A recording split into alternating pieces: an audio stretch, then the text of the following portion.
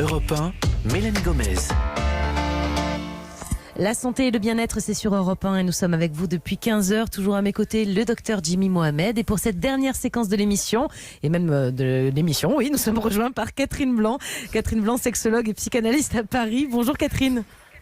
Bonjour. Et même les oiseaux, je ne sais pas ce que je voulais dire, je suis pas concentrée, n'importe quoi.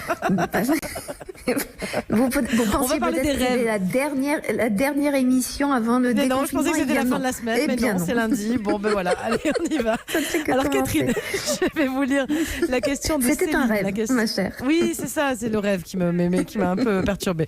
Alors, la question de Céline, je vous la lis. Je fais en ce moment des rêves très agréables. Il s'agit principalement d'un homme qui me plaît et avec lequel il ne s'est jusqu'à présent rien passé dans la réalité. Ces rêves sont extrêmement déprimants à mon réveil, tant j'y ai cru. Le confinement se passe plutôt bien, mais ces rêves me dépriment. Qu'en pensez-vous? Catherine, comment on explique que les rêves de Céline aient l'air si réels? Parce qu'elle a l'air de dire que c'est différent par rapport à d'habitude.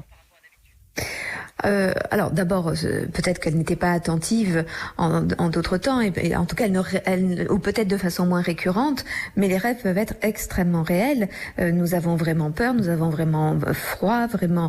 On peut avoir des réactions de peur, de chaud, de froid, de jouissance intenses dans les rêves. On est vraiment très confronté à une réalité corporelle. Notre corps participe de toutes nos émotions qui se jouent dans la mise en scène de nos rêves orchestrés par notre inconscient. Donc ça, c'est assez classique. Nous pouvons tous les vivre. En général, nous réveillons à temps par exemple avant de mourir. On ne meurt pas, mais on se fait des sueurs froides ou au contraire des délices infinies. Donc là, ça a l'air sympa apparemment ce qu'elle décrit.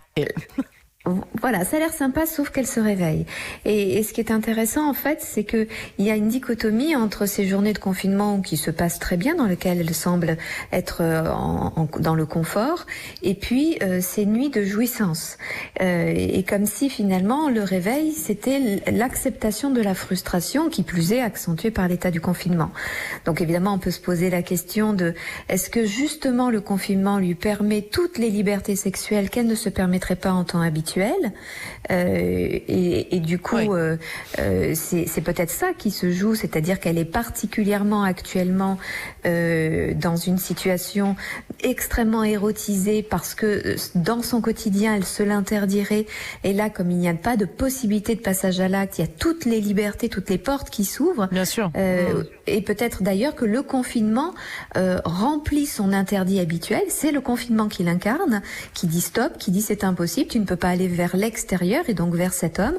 Et donc du coup, elle s'ouvre des fenêtres formidables durant sa nuit. Sauf que évidemment, à son réveil, elle est dans la frustration du décalage.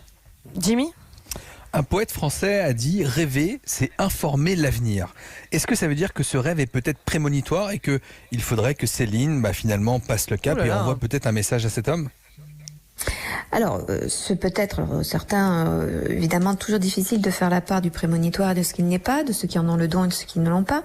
Le fait est que c'est prémonitoire de son désir, ça c'est certain. C'est-à-dire qu'elle est animée de désir pour cet homme ou de désir tout court qui se pose sur cet homme, parce que c'est cet homme qui a attiré son attention peut-être avant le confinement, ou qui représente suffisamment de choses qui lui sont personnelles ou qui lui sont familière pour qu'elle ait projeté sur cet homme ce désir-là.